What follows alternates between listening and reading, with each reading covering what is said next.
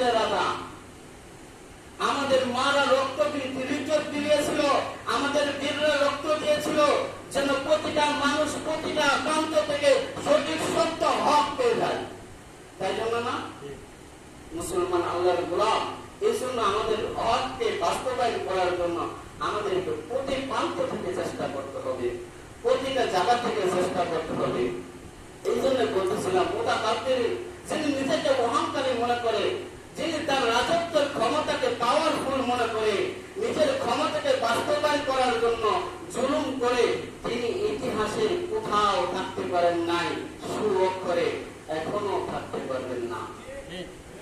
আজ থেকে 200 বছর আগের ইতিহাস দেখেন, ব্রিটিশের নাম নিশানা ছিল, এমন ব্রিটিশ পাওয়ারফুল ছিল, এক পাশে থেকে সূর্য উঠলে আর এক পাশে গিয়ে চন্দ্র ডুবছে, এত ক্ষমতা তাদের ছিল।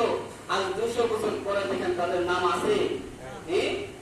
আজ যারা ইসলামকে ডুবায় রাখতে চায়, সত্যকে মিথ্যা বলে প্রতিনিধিত্ব করতে চায়, হককে বাতিল হিসেবে প্রমাণ করতে চায়, আমার সাধারণ মুসলমানের উপরে জুলুম করতে চায়, আলেমদেরকে জেলখানায় আবদ্ধ করে শক্তিশালী মনে করতে চায়, তারা যেন জেনে রাখে তাদের ক্ষমতা একদিন চূর্ণ বিচ্ছিন্ন হয়ে যাবে, তারাও একদিন থাকবে না।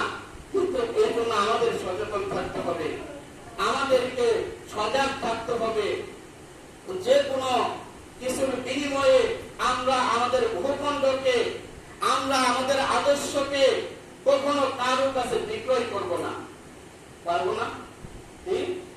সর্বপ্রথম আমাদের পরিচয়, আমরা মুসলমান। শত কোটি টাকা শত শর্তের বিনিময়ে আমরা আমাদের ইসলামকে বিক্রয় করব না। দ্বিতীয় নম্বর, আমাদের বীরদের রক্তে কিনা আমাদের এই ভূখণ্ড বাংলাদেশকে আমরা কোনো কিছুর বিনিময় বিক্রয় করব না। যদি আমাদের বরদান দিতে হয়, যদি আমাদেরকে আবারও রাজপথ রক্তে রঞ্জিত করতে হয়, আমরা তাও করব, কিন্তু কখনো আমাদের ভূখণ্ডের 1 ইঞ্চি মাটি কোনো শকুনকে নিয়ে যেতে দেব না। পারবেন কি? যখন আপনারা সজাগ হবেন, তখন আপনি আপনার অধিকার পাবেন, আপনার সন্তান আপনার সন্তানের অধিকার পাবে। আজ বলেন, যদি আপনার সন্তান মাস্টার্স পাস করার পরেও